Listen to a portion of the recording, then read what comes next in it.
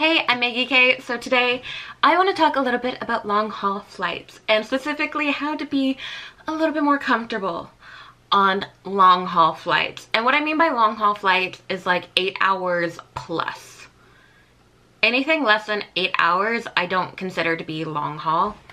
And most recently, my last flight I took, I went from Hong Kong to Toronto, which is one of the longer flights you can possibly take. It's 15 and a half hours, almost 16 hours flying. So it is a very long flight. And I've done this multiple times in my life.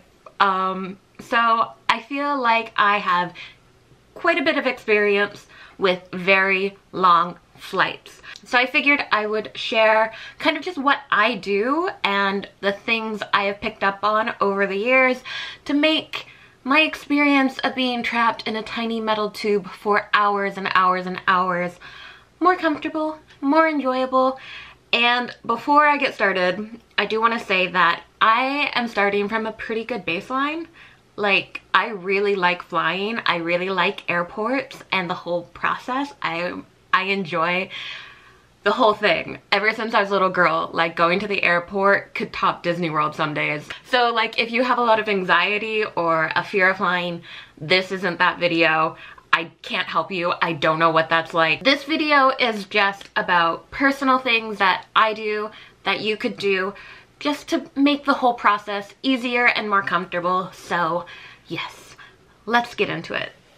So the first thing you need to do is think about preparing yourself for a flight. So the first thing I consider is my clothing and what I'm wearing. Now for shorter flights, I don't worry too much, but if it's a long haul flight, clothing is important and something that I do consider. So what I personally like to wear for my long haul flights are leggings. They are stretchy and comfortable without looking too pajama-y or too loungewear. I guess I don't want to go onto a flight and walk around and have to do all the things of getting to and from an airport in sweatpants. I feel like that's not a good look. And I feel really uncomfortable wearing that kind of stuff in public anyways. So leggings are that good middle area, and then I always pair that with a really long t-shirt or sweater. I also always wear running shoes. I personally just don't wear sandals ever.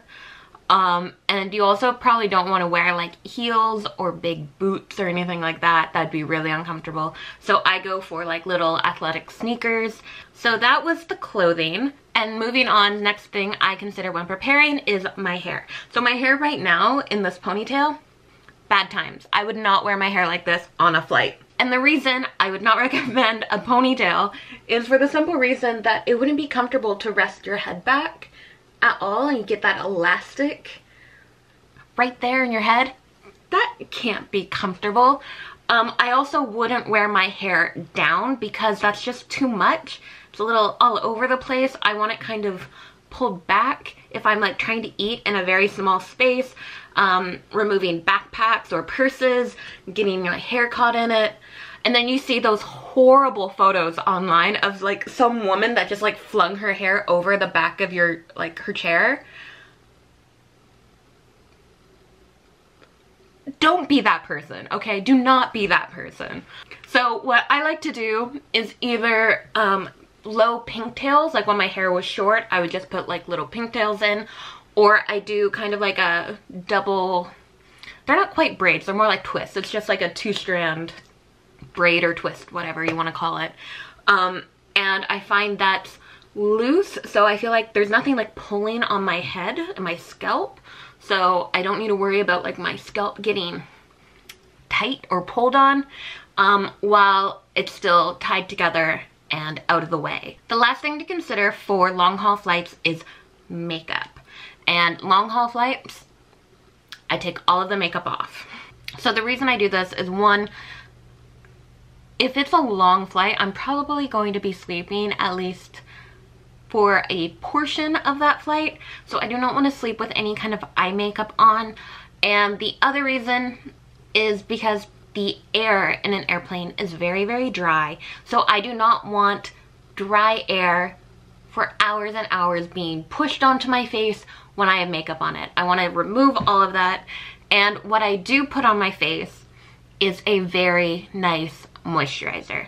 And I do that before. I know there's a thing online of like beauty gurus or influencers or whatever, and they're like doing like face masks and whatever on their flight. Don't do that. All you need is a nice cream. That's it. Don't try and get fancy with your shit when it comes to airplanes, okay? So how I do this is maybe 5 minutes before boarding starts, I'll go into the bathroom, I'll do my hair, I'll wash my face and just put a real nice cream on. And you want to do that before you get into the really dry air of the airplane, which is why stop doing your skincare on the flight. Do it before. But the cream will just help to moisturize and also create a barrier so that dry air doesn't get on your skin in the first place. That's how you should do it. Stop doing your skincare on the flight. Rant over. So yeah, that's all I do for the preparation for the flight. So next is at the beginning of the flight. What do you do when you first get on there? Basically, there's a few things you want to keep with you. Now, I typically don't have like carry-on luggage outside of like my backpack, so I don't really use the overhead compartments. But if you do, make sure you pull out anything you might want during the flight. Now, I still do this even though I keep all of my stuff under the seat because it's still kind of hard to like maneuver within your little seat space. You don't have a whole lot of room to like go through your bags. So there's a few things I like to pull out. First is hand sanitizer and hand cream. And the reason I pull out hand sanitizer and hand cream is because on long haul flights, you're probably gonna have 2, maybe 3 meals, snack kind of stuff.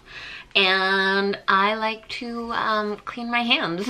And because I always choose window seats, I don't like kind of crawling over people and like going to the bathroom to wash hands, especially during dinner time. They tend to be very full. So the other thing that I always keep in the front seat pocket, I don't normally have to like go through my bag while I'm like preparing myself, because this is always in my hands. And this is what I keep with me. This is my travel wallet. This makes traveling so much easier. Everything I need is right here. All of my important documents. Let me just open this for you. Woo! So I usually keep all of my hotel and flight confirmations in here. And my passport. I'll usually keep like transit cards, or when I lived in Japan, I would keep my residence card in here as well. This is all the important stuff. There's a nice little pen slot for landing cards, stuff like that. And the other thing I keep in here that you might want to consider making sure is out of any bags is a phone. I keep my phone in here. It zips up so I can just keep my phone in there. I usually also have some headphones, so if I want to play a game on my phone or just listen to my own music instead of whatever in-flight entertainment has to offer, it's right here, easy. And I don't need to worry and go through my bag for it. So yeah, I keep all of my really important stuff in here, and I always keep that in arm's reach while on a flight. And I make sure of that when I first get on a flight. So finally, we are gonna talk about what to do during the actual flight, how to pass time. Number one for me is sleeping. I'm the kind of person who can very easily fall asleep on flights, especially long haul flights. I usually try and make it evening/overnight flights if they're going to be long, and I am almost always asleep before the flight even takes off. There's something about the hum and the buzz that airplane cabins have that just like puts me to sleep. So I sleep a lot during these flights.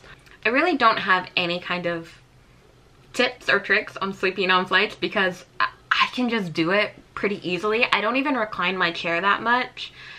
Yeah, and like the little pillow and blanket that airlines will provide for you is all I have. I don't have like some fancy travel pillow or anything like that. I can sleep in really weird spots. But yeah, sleeping on long haul flights is a great way to pass the time. Just sleep through it, it's fine.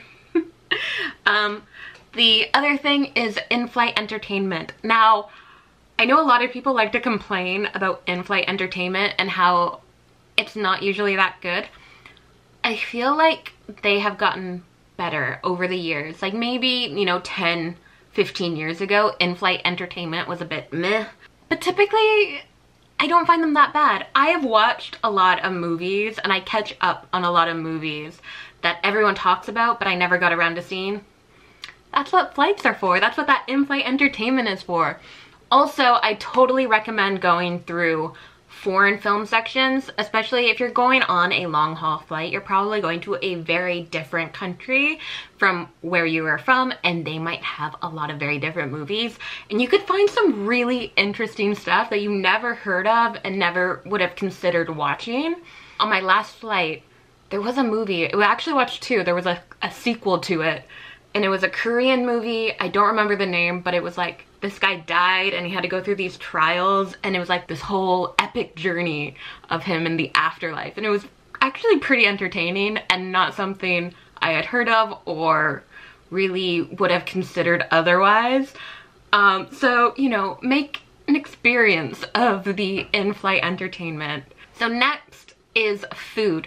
Obviously, you can't spend a whole lot of time with food on flights. It's very specific times, but it takes up some time, and I've noticed on flights recently that they actually have menus and I can actually like read through everything. It is so helpful. And yeah, just take your time and read through it and sit and enjoy the meal as much as you can.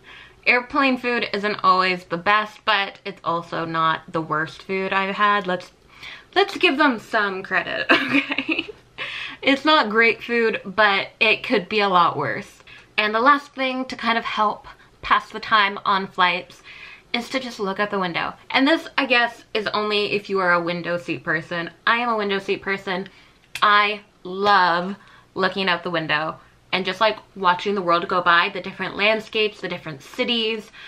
It is one of the best things to do on a flight. In the in-flight entertainment, there's always a map option. So I like to see where we are and like what city we're around, and then I'll look out the window and see if I can like what I can see in the city, or if we're like over a mountain range, I can see that on the map and I can look outside. So yeah, also if you just have never looked out the window on a really clear starry night sky, do it. It is beautiful when you're up above the clouds, and it's gorgeous. Looking out the window is actually really great. Anyways, I think that is everything I wanted to say in this video, and I just want to leave it with like probably the best general advice for long haul flights and flights in general is accept it. Just accept the situation, okay? You know the old saying, like, pick your battles? This is not a battle to fight, okay? You know, don't go into it thinking you're gonna be super comfortable and this is gonna be some like luxury spa experience. No, it's not, okay? Everyone is kind of in the same bad situation. And basically that's what this video is all about, is just making the best out of a bad situation. And I think that's all you can do with flights. Unless you have a lot of money and can like book first class, and then I hate you. Anyways, I'm gonna end this before it gets too long. If you liked it, give it a thumbs up and subscribe for more videos soon.